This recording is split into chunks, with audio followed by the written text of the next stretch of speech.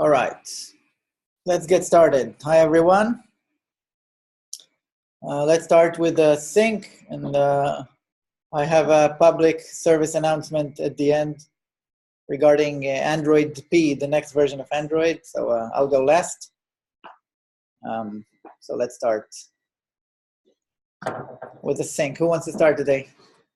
I will start. I have something that I want to update you, and maybe we can think about it together. It's regarding to the plugin configuration that we have. And so for now, we have the plugin object that contain a field that's called custom configuration, and it's a map of a string and string. In iOS, it's a map of string and object. And as I understand, the manifest now can return us integer, booleans, strings. So it's not really make sense to pass it to string.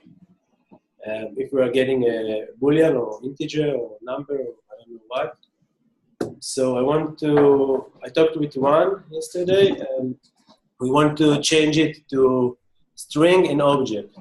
The custom configuration will be a map of string and object.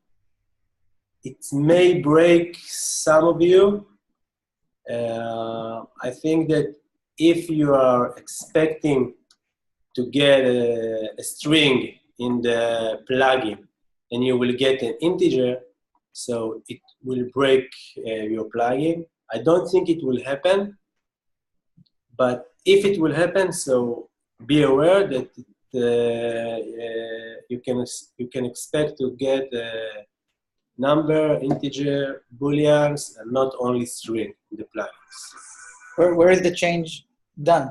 Where are you doing the change? I didn't did it yet. Yeah, but where is the change? I mean, what classes are changed? It's in the plugin object. We have a class plugin. Yeah. Okay, and it's contained a field property that's called custom. So you're just changing it to string? To string and object.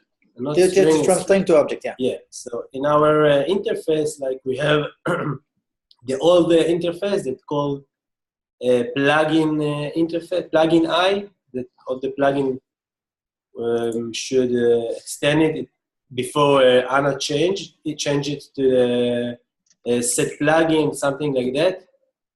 So if you use the Anna implementation, this is what you should do. It won't break you, but if you use the old implementation, it may break you. I'm not sure it will happen. It's depending the implementation in each plugin. So I didn't do it yet. So when I will do it, I guess it will be in the next week. So I will update you again. But just be aware of this.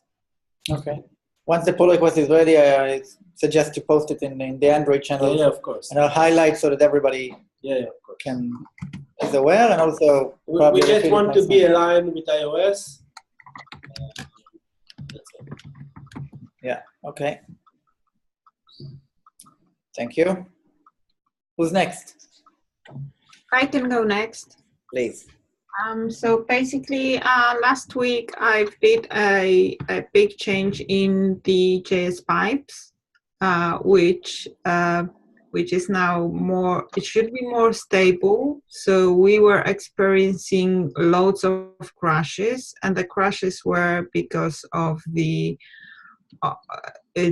We were expecting always to get the object on the native side, while sometimes it might be a simple value like string.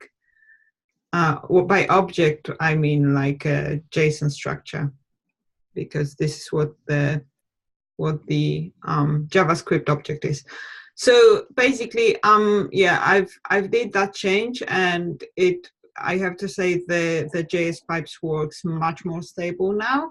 There is loads of still to do. I got a separate branch on the for the OK HTTP wrapper to extend not to just get the string as a response, but also the code and headers and things like that to pass it to the JavaScript and back, because at the moment we are sending, if anything, between 200, 400, it's always 200. And the other way back, we getting back, whenever it's an error from the JavaScript, we're getting back always 500, which is quite funny. It's obviously not enough for the mobile app. From the other things which I was working on is something what also Elad Kariti was working on, and it's a opening React Native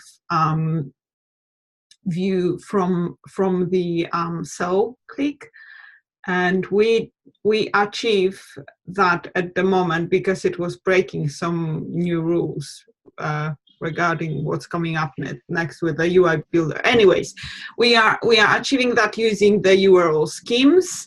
However, there is a massive regression on the DSP level. So basically, whenever we are opening whenever we are trying to put the atom entry into URL scheme, at the end on the React Native, it shows like wrapped twice. So we got the object and then we have to unwrap it again from some data. I don't know where that data is coming from. Maybe you, Elad, can assist me with that. Yeah, I saw it. I also saw it. I'm not sure why we have a difference, like from the older implementation that we use, but the data come from the JSON serialization. If you will see the JSON serialization implementation, so it's adding a type and adding a data. It was there always, so like not always, but few months, at least few months. So I don't know why it's like became an issue. We need to investigate it. Okay, so maybe whenever we are sending the object to the React Native, we need to use a different serialization. So the React Native doesn't have to unwrap it twice. It will be it will be hard. The same issue. Hold on, let's Javi say what. Yeah. Sorry to interrupt. I'm just saying we experienced the same issue when we were doing the React Native feed, because for some reason, and this is almost the exact same issue that Elad Kariti is working on for the plugins, where we do string and iOS says string object. Well, we do the same thing for React Native. Instead of passing a readable map, which is the equivalent of dictionary or a map for React Native, we just parse everything into a string, which causes issues. For example, when you're passing a JSON, so you stringify some object into JSON, a JSON string, and then we do an extra serialization on top of it. So then you have to deserialize it twice on the JavaScript side, or some weird thing like that. This is an issue with the method that actually passes the React props to React Native. There's like a lot of work to be done there. We could just refactor that entire thing to match iOS and pass an object. You could pass a real object, not just string, to the React Native side. Correct me if I'm wrong, but fixing that will create more and more regressions. That's why I didn't do it, because of that, because everybody would have to change what they expect. I'm assuming a lot of people say if Android on the JavaScript side, they say if Android, deserialize it. If iOS, I already have the object, which is ugly. But if we change it, then we also have to change several React Native plugins. Yeah, we should do it. I think we should do it. We serialize it. We must serialize it now because we are using a URL scheme. We cannot pass an object via URL scheme, so we don't have what to do now. Yes, but what Javi is saying, it's not a level of the serialization object itself. It's the level of the how the URL scheme works, right? I'm saying the part where, okay, we get the URL scheme and then the React Native fragment goes through the URL scheme and grabs all the React Native props, and then it serializes those again, and then passes it to React Native. Yeah. So that part shouldn't happen. That part should turn into a readable map or a writable map. I don't know. React Native has all these weird structures that I don't understand why they couldn't just use a standard map. But anyway, or a standard array or whatever. But they have something called the writable map. We have to like transform the data into a writable map and pass it that way instead of the way we're doing it now. Yeah, but we cannot achieve it with the URL scheme. So. But how's iOS doing it? iOS they have a different architecture of the React Native adapter. That's all. We need to change the implementation, to update it. I don't know, to refactor it. We need to do it, but so I don't know who will do it. Javi, so currently, without massive changes, the only thing which we can do is just unwrapping it twice on a JavaScript level. That, or for specific cases, and I know this might not be the best approach, but for the feed, since we had problems with this double wrapping or whatever, what we ended up doing is that we have a URL scheme for the new feed, and in the URL scheme util, we recognize this URL scheme is trying to open the new feed. So it's not specific to React Native, it's specific to the React Native feed. And in there, if you look at the React Native fragment, yeah, I've seen something like handle feed or something like that in the util. Yeah, so like there's a part where we pass a URL scheme to the React Native fragment so that it could like extract the props, but that method has additional props. So it has like an extra param in the signature of the method where you could add you could add objects that don't come from the URL scheme. I know that might not work for you, but for us, since we're getting our data from the Star service, we get all the customizations for the feed as pure objects, and we pass it there, like appending it to the React Native props. I can explain this some other time to you if you want. Yeah, we can just take it offline. Yeah, but what I'm trying to get at is basically that this avoids the issue of the double parsing or the double deserialization, but you still have to do it once, which I still think it's a mistake. It is, because we should do it like iOS. But regardless, it is. But at the moment, it's too spaghetti. I would say like it's a 2 weeks of refactoring to make it work properly like iOS. Okay, another note that I have regarding to this implementation. I thought that you have the if React Native, so let's handle it. If it's a React Native plugin, so let's handle it with the URL scheme. The issue that we can encounter in this situation, it's like, imagine that I have a plugin, okay, a React Native plugin, that I want to add some logic. Like before I open the React Native, I want to check if I have a login.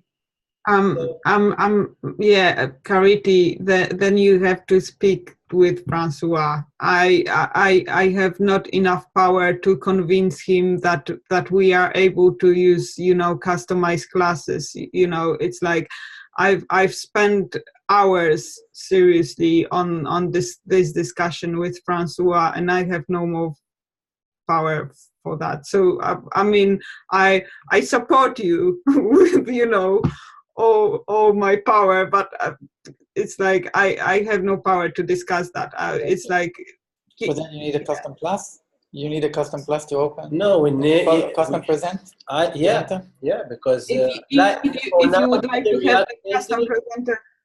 For so now, the idea is that in the future we won't define what I understand, we won't define the class on the level of the plugin. So every single plugin, which is React Native plugin, will open the React Native adapter, or whenever it's a component like inside of the list, it will open the component plugin class. But none other class should be used, because what I understand, you won't be able to configure that in the future. Yeah, but there's ways you could do this with React Native modules. So you create a module, you open your React Native instance, you put up a loader, and then you call from the SDK whatever you want through your bridge to your module. So if you need to show a login or you need to show anything, you do it that way.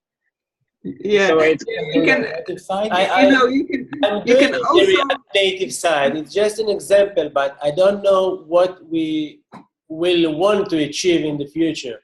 For now, we don't have any custom entry point to a plugin. This is not the idea for a plugin. I'm totally with you a lot. You know, I'm absolutely agree that removing flexibility is not a great idea. I mean, in terms of we need lots of customization, it's like removing flexibility is like, you know, we are tight, we got tight hands. It's like, okay, I don't know. We will see what we will do with it. Okay, for now, I don't know what to do for now, but I'd like to, you know, have like a company vote on that, and we're voting and we're doing what the everyone says is the best, but it's not up to us, right? I would love to hear more about specifically what you guys, not here obviously, I don't want to waste everybody's time, but like, let's meet up and I want to hear what you guys are trying to achieve. And I mean, if it makes sense, I'm more than willing to back you guys up to make it happen, because I understand Francois, the leader of the React Native thing, but we're doing Android. And there's something it definitely affect very much too much. It affect much too much Android side. I think React Native and Android should be two separate things, but they are not. It's like whatever I do, it's like I'm touching something in the SDK, which I can't because the core team says no. Then I'm touching something in on the React Native where I shouldn't do. It's like I can't actually do anything. I have like we came up with Ella with the 4 or 5 solutions, and all of them are bad. The good solution is to work on this, like as you say, 2 weeks and to refactor everything. But the problem with this, with all the workaround that we are doing now, it will make it much more harder to refactor it in the future and to support all our current plugins. And this is what I'm afraid of, because in 2 months from now, it will be much more hard to refactor it and to support. Yes, absolutely, absolutely. I'm raising it on every single front that we should have a refactoring engineer or a refactoring team which maintain our code, because no one is doing it. We are adding on top of that loads and loads of layers, but the basic core stays the same. And just because it was working for the previous application and the previous like requirements, it doesn't mean it will work for the new requirements and the new application, because every single scenario is different, and it's like a test case. Your code might be working until the specific test case will prove that it's not working. So it's like the new apps, they are like a new tests, if you know what I mean. Yeah. Okay. So and we need to talk about it more and to see what we can do. Okay, Ran is not here, but also Ran is not here right now, but he told me he would view this recording, so I'll make sure that he watches the last 10 minutes of conversation, so at least he's aware of the concerns that we are raising here. Very relevant concern, I think. Yeah, it's very important because like we are going forward with the React Native, and it's very important. Okay. Thank you, Anna. Anything else? Thank you. All right. No. Okay, cool. Who is next? We need to nominate because it's like I will say Atanas. Sometimes people vote. I mean, people step forward. Tarek, you want to go next? You can only vote for the things that don't matter to you. I couldn't hear you. Anything important, you can't vote. Yeah. Like new folder, everything. Yeah. Okay. Hani, you wanted to say something? Sorry? No, just that I don't have a lot to update this time. Still, I'm working on the audio player, React Native audio player. Have you heard the previous conversation that you have to unwrap it twice now? The model. Actually, I didn't pull the code yet. Okay. So, because I wanted to finish the React Native side, but yeah, I'll need to handle it now. Okay, I'll copy paste you the code for unwrapping twice. Okay, cool. Thanks. Yeah, so that's it. I guess I will make a few changes in the Android side, or related to the player and on how I will play the audio from the native side, and I will keep you updated in the next Tech Talk, I believe. Okay. Thanks, Hani. Hani, are you familiar with the audio player requirements that we have in CAN application, like HTML component inside the audio player and stuff like that?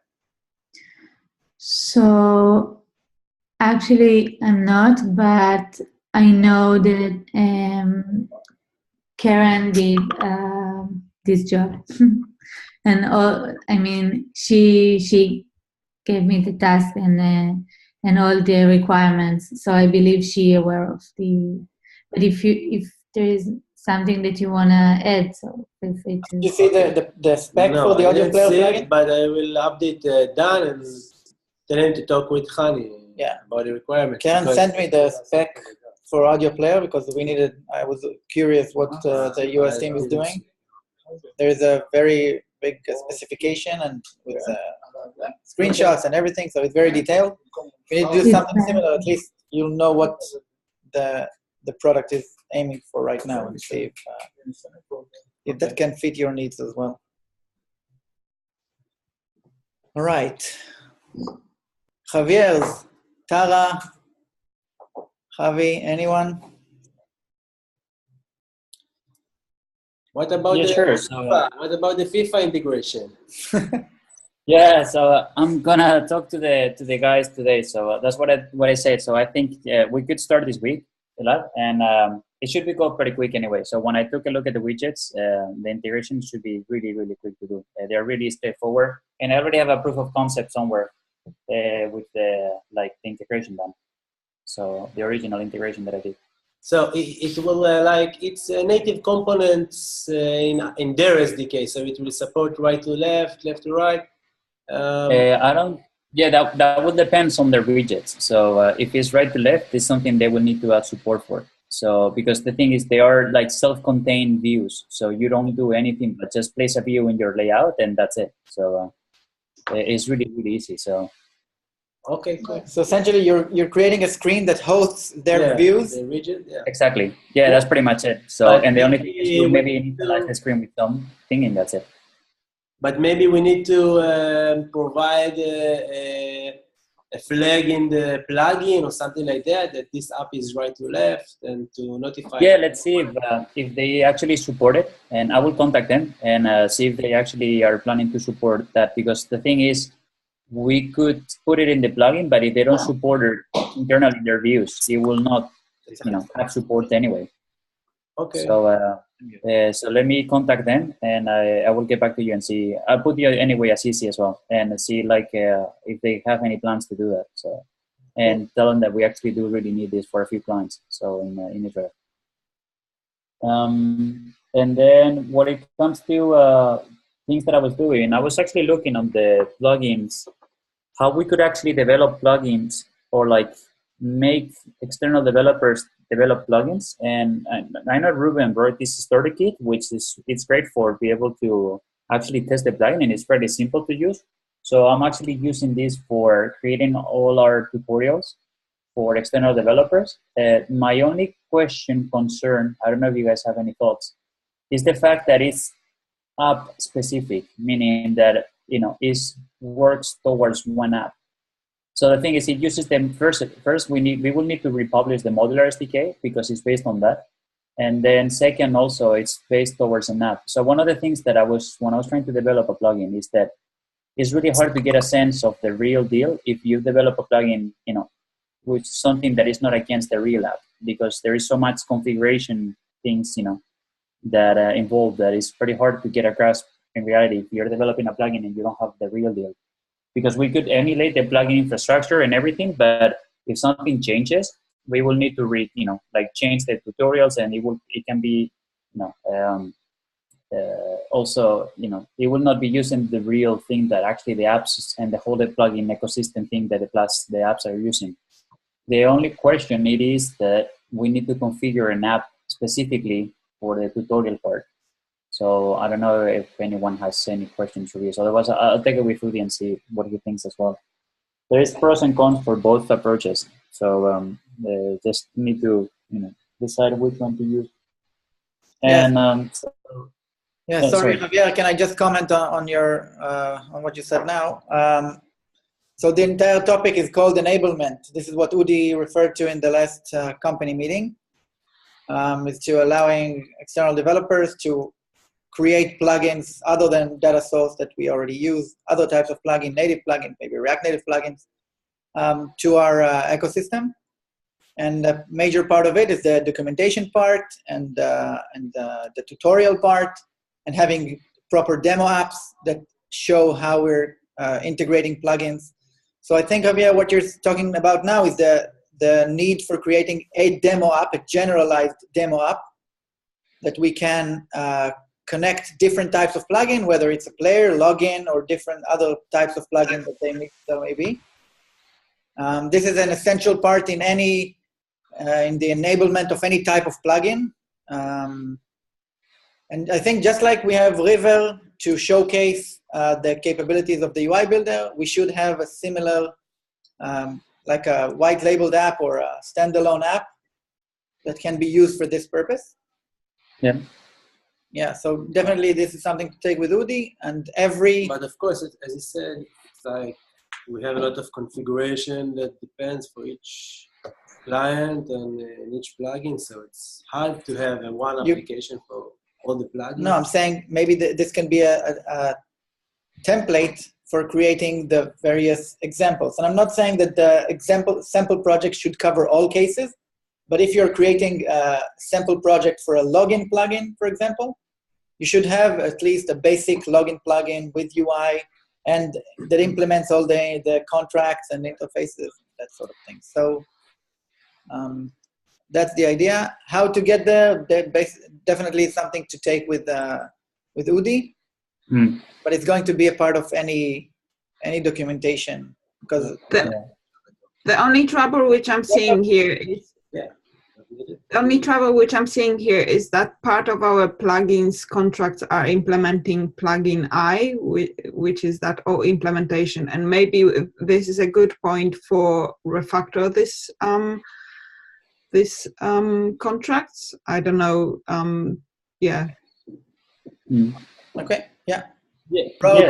So I didn't dive so much into the plugin, like implementation per se, but I'm trying to think how I'm trying to put my in the shoes of an external developer and try to develop something without any access at all of the SDK or anything. So I was looking at I was updating the project because it was a little bit outdated, and then modifying, adding a few examples and see how everything plays along. So and just reassuring that the experience is actually optimal. But yeah, definitely I will take it with Rudy, because I think it has implications for both sides, and I think we should all be aligned with that. And let me ask Javier. What? For instance, for example, I just finished the player example, right? So my player sample consists of the app module and then my player sample module, right? And then what I do is that I mimic all the logic of launching a player full screen inline. I mimic that whole part from scratch, which is what we want to avoid. With your approach, it would be like actually using an app, and they would have this test plugin and people could see how it's done, and then they can replace it with their own and test it right within this application. But the only part about that is how would they change the necessary feeds? For example, for a player, I'm like hard coding a playable item that's like an open source MP4, an open screen. But let's say somebody was creating the Uyala player, the Cultura player that require specific sources. Like, wouldn't it make it harder to test if it actually went through the real app structure? In my case, the sample I did is much easier for somebody to just replace the URL I put there with whatever they want, and then they could test their implementation. Yeah, the good thing with this is that it's using the plugin configuration as well. So it actually enforces to write the proper JSON. Yeah, but mine is as well, because once you integrate the SDK, because it has the SDK integrated, and you put the plugin configuration JSON, it's actually reading it and instantiating the plugin. So it goes through the entire flow. Yeah, I took a look before, a really quick look at yours. But so what I'm trying to do as well is do exactly that. Like, I know there is pros and cons. So I haven't, as I say, it's not a decision or anything. I'm just investigating, the different options there are, and see, I think we should decide it as a team which one we think is better. No, don't get me wrong. I prefer your approach because I do think like it's kind of ambiguous when you're not as, if I didn't know our infrastructure, I would still be confused by my example. Like, how does this actually work on an Applicaster app? So I think your approach is much better at giving it the whole picture, but we have to see how we can solve that. Yeah, the thing is I have both approaches because I did the other approach as well to prepare the, like the SDK with the plugin and everything configuration for the full screen UI player plugin. So yeah, as I say, I'm just looking like at the differences, and I'll see if I can write a pros and cons, and then we can decide which one we think is actually better. Because as you say, exactly, you pointed out the issue that it's really hard because you are relying on everything on the SAP side. So if it could work as a showcase, but if you really want to get down into details and actually start changing things, you won't be able to do anything because we don't want everyone to be changing that. So that's a good point as well. So let me keep investigating, like and I will write a doc between today and tomorrow and see how like what are the pros and cons, and then take it with Ruby, and then I think all of us as well. I think it's good that we take a decision between all of us. So that's what I'm working on. So pretty much. Guy, can I elaborate on something that Anna said? Sure, go ahead. The APIs, like somebody implementing plugin interface and others not implementing it. So in my opinion, if we want the idea to succeed, like outsourcing the plugin work to others who have no experience with our systems, I think that maybe it is worth thinking about how we can make our APIs easy to implement. So that's it. Thank you. Yeah, but you elaborated, but it remained kind of vague. Easy to in what sense? So in the sense how these APIs, so these plugins, how do they communicate with the other modules? What messages do the other modules expect from the plugins? In what order? Like, should there be an order at all? That sort of thing. That has to come with the documentation that explains what the sequence of calls is going to be. Yes, I agree with that.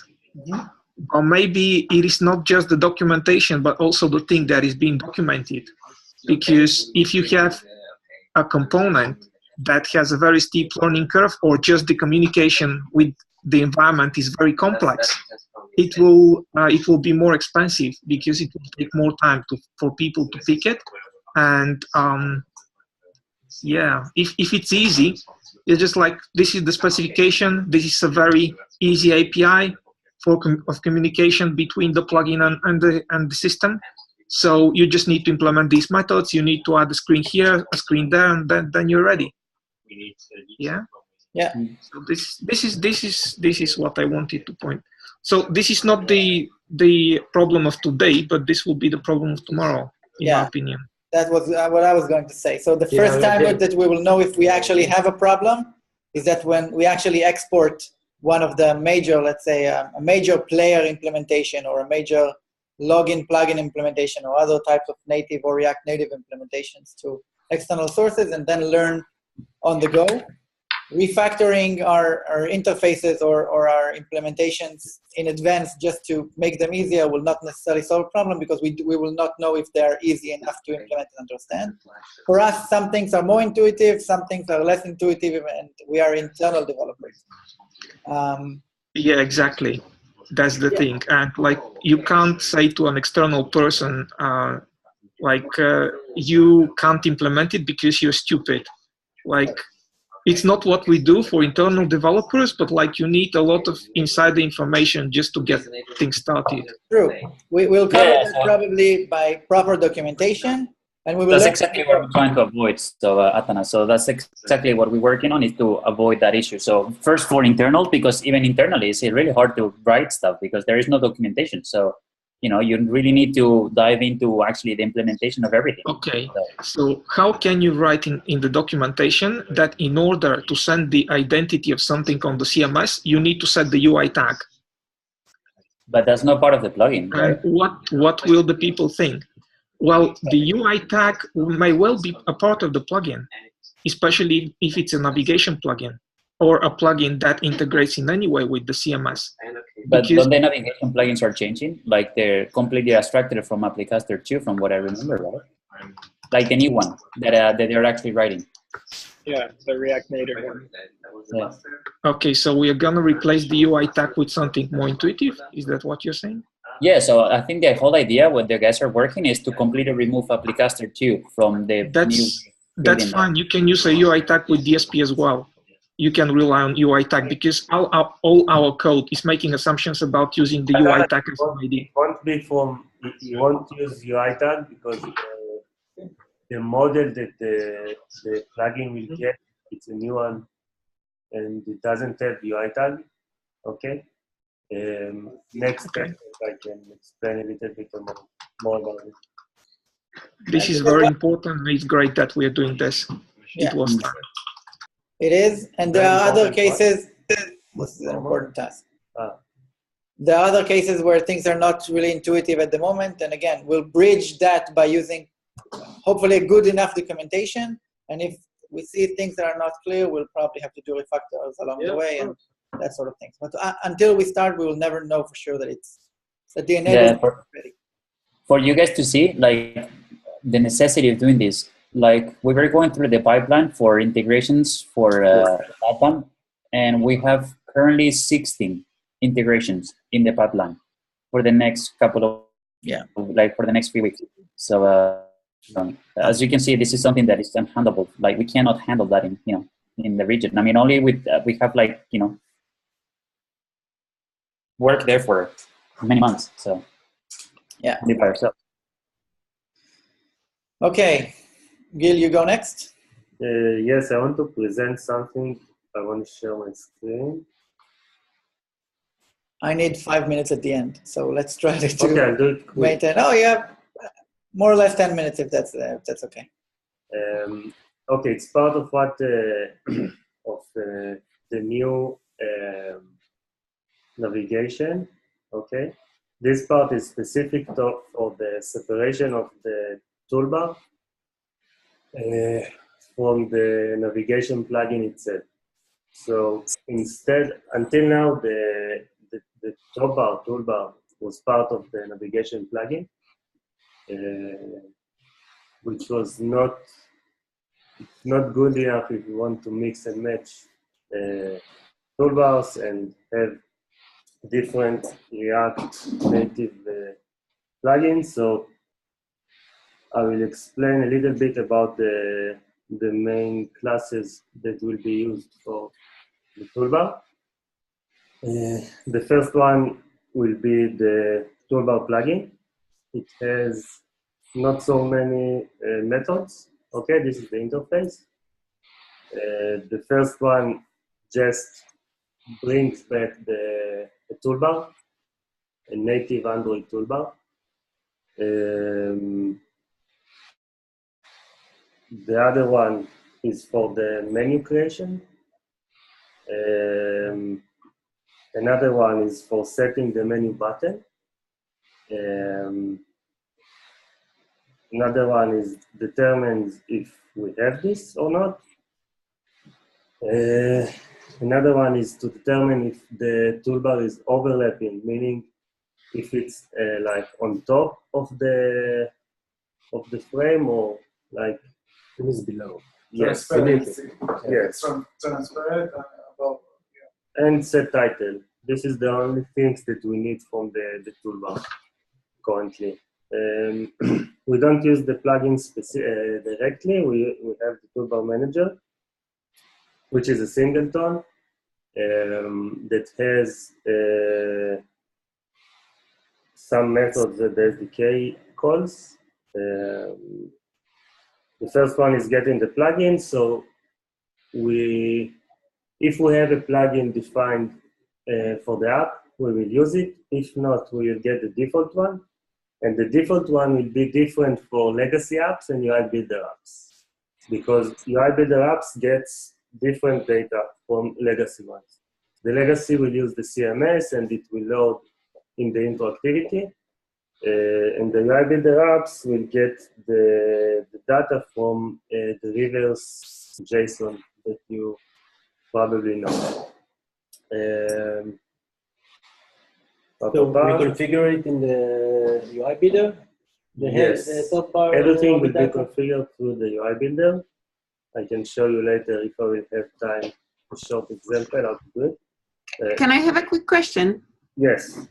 Is this tool plugin a new thing? Toolbar plugin is a new thing. Yes. Everything is new.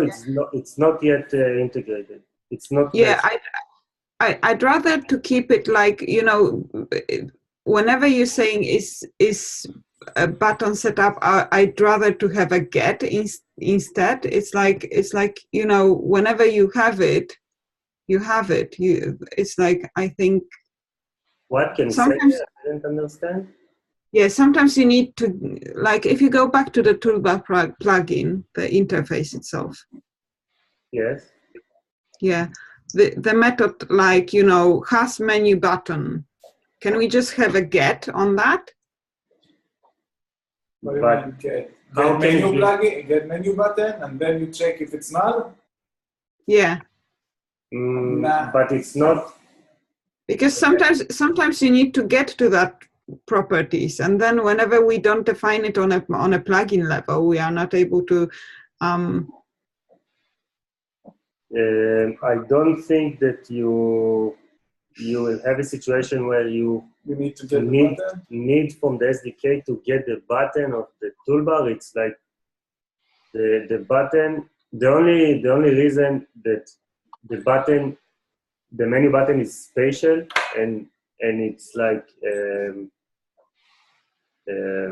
part of this interface, and not just the implementation of the interface, is because it interacts with the menu, like the root plugin. The root plugin doesn't care how the menu button looks and what it is exactly. You just need to know if if my client specify that my button should refresh on the spinning loader whenever I'm doing something, how can I do that? It should refresh when? I don't know, like stupid client requirement.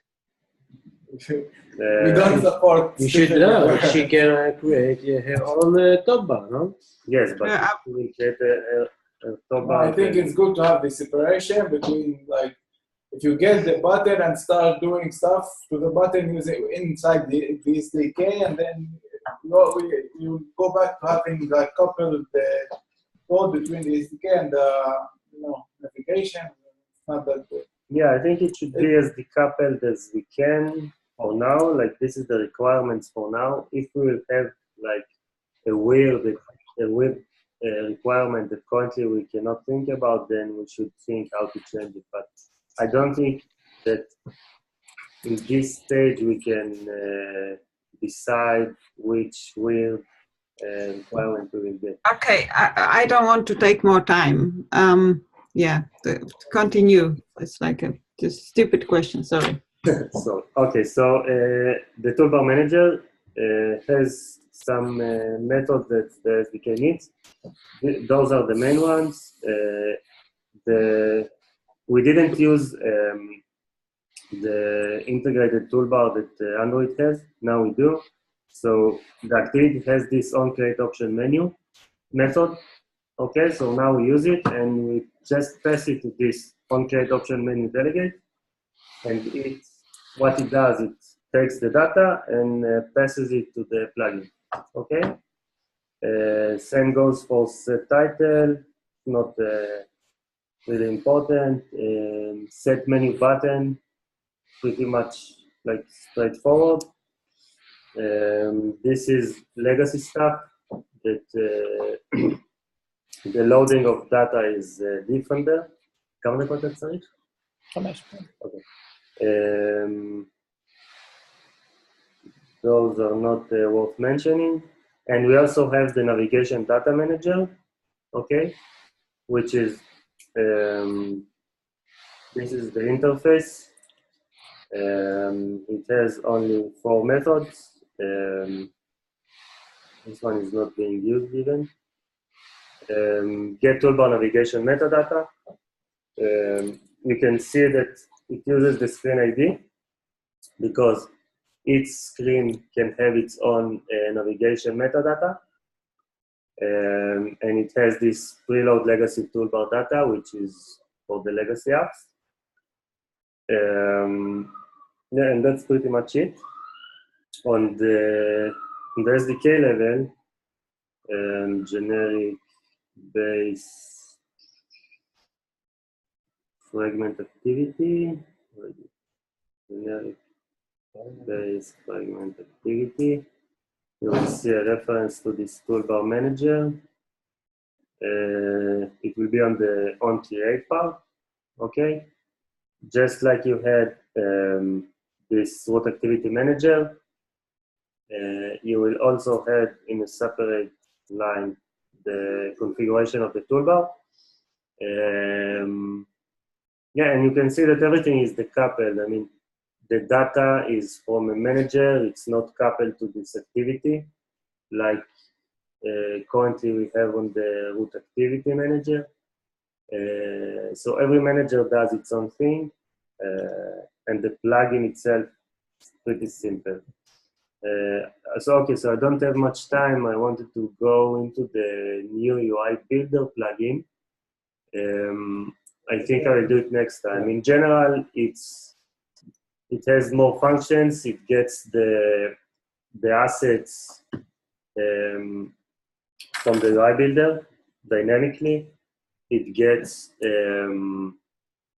the styling from the UI Builder dynamically, and each activity. The actions of the top bar also came from the UI Yes, Builder. Like yes. each top bar, toolbar can be different there for each screen.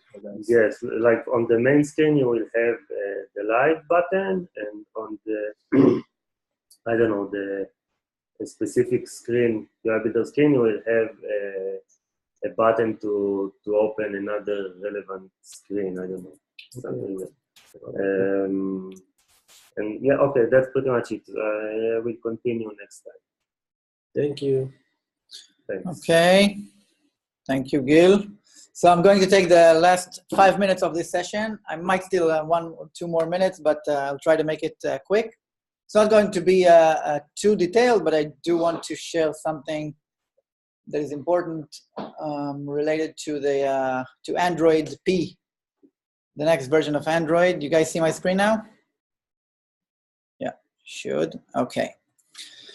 So Android P Developer Preview 1 has been launched a couple of weeks ago. I don't know how many of you are familiar with the approach that Google has been taking for the, I think, last two releases of Android, of releasing a developer preview and a beta, kind of a staged rollout of the entire system. So they're continuing with the Android P, the same idea. And the idea behind it is to allow developers to start checking their apps against the new platform. Although it's not finalized, it's not even in a beta, it's kind of an alpha release. And it is buggy, it's not complete, and there are going to be changes, but the idea is first to check that your apps are compatible and how they're behaving, and also get used to the behavioral changes that they introduced with every new app, whether it's security changes, general changes in the platform. Some things are very critical to every app. Some things are more specific, like notifications and other features. And it's very important that developers start adopting these as early as possible. Although unlike the Apple ecosystem, when a new operating system launches, it takes quite a long time to get to the general public and to large amounts of adoption. I think Android O is currently around 10 to 15, I'm not sure exactly, 10 to 15 out of all Android devices, so it's really minimal. But the speed is growing, and with every new release, it's going a little faster. But it's not about the adoption rate as it is for knowing how it would behave to the, let's say, more advanced users, the users who actually adopt the operating system soon. Because if the apps crash on them, this is what we get. These are the reviews that we get in the Play Store. The app is crashing, you're not ready for the new Android, you're old-fashioned, blah, blah, blah. And obviously, then it comes to the clients, and clients come to us why you're not prepared for Android P. So this is generally the timeline that Google... oh, sorry, you're not showing it. Oh, you're not seeing the screen. Everybody does, but you're not, so sorry. Okay. So here's the timeline that Google published for the release of Android P. So Developer Preview 1 is out. It can be currently installed on Pixel, Pixel XL, and Pixel 2, Pixel 2 XL, and also on the latest image from that you can install on Android Studio on the emulator. And the idea is to start testing our apps against the system and see how and see some breaking changes and behaviors. One thing that I did want to highlight, I don't know exactly how it's going to be tackled here at Applicaster. Usually this is something that is done in the core team, but not necessarily all of it should be done by the core team. It could be led by the core team, so I'll probably take it with Gil and Ran to and Alex to understand how we're going to approach. But it's important for everybody to know that the process is starting, and the versions are out there, and it's the sooner we get to know what's changing, the better. And actually, there is also a take that I wanted really to show here, because it actually influences the way we do things. Guy, we're seeing a different. Oh, you're seeing my screen. Yeah. Sorry. I need to share the other screen. Sorry. We're seeing our conversation, honey. Where is it? Stop sharing. One sec. Can anyone please explain to me what happened to Bintray? It drives me crazy. I'm with 3 windows rebuilding every 5 minutes. Ruben, my bid just passed. Can you see my screen now? I don't know how, but it did. Ruben, please. Process once in 100 tries. Can you see the correct screen now? Yeah. Unfortunately, yes, Tsofati. Yes, okay. So please, Ruben, mute. Go back to mute and I'll continue. So one important thing that I do want to highlight for this change is behavior changes. One thing that is definitely changing is where is it?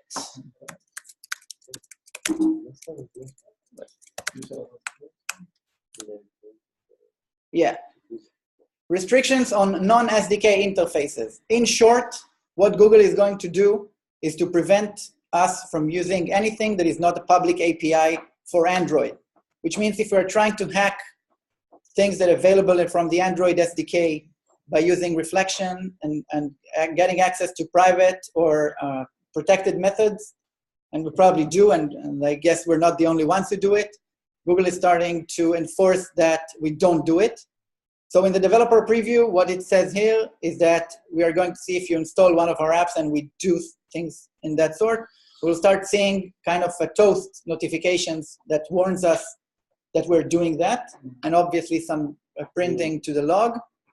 But this is one of the adaptations that we need to start taking a look at, because once it is launched, apps will start, I don't know, crashing or alerting the user, or I don't know exactly how it's going to be in the final release. But the very fact that they're doing it on an early developer preview is something that we should consider today. So the take from this is, if you are trying to implement something and you're new and you want to use a non-public SDK feature from Android, you should refrain from doing so from now on. And for existing implementations, we should probably have a thorough checking of what we're doing today and start refactoring those areas. They're not going to exist for long. I don't know if Elad is still there, but you see Elad, yeah, even Google is against our solutions. Okay, it's not just us, to be honest. So in the next Android Tech Talks, I'll try to bring in some more. We need to document them so that Google understands them. Yeah, definitely. It's going to be part Sorry, of that was troll. Yeah, no. So in the next Tech Talks, we'll bring some more features and highlights from Android P, especially for things that are influencing what we should be doing today. And just for all of our better knowledge of what's ahead, again, although the adoption rates are low in the beginning, the important part is where things start to get nasty and apps start to crash. We need to be prepared for that. Yeah, and that's it. So this was just a sneak peek. You can obviously feel free. You're more than welcome to read about the developer preview and everything that is related to Android P on your free time, just to get to know. And we'll try to cover more and more of these as in our next Tech Talks, because I think it's important. Thank you. Bye-bye. That's it. Thank you, everyone. Thank you. Bye. Bye-bye. Thank you, guys. Bye. Thanks.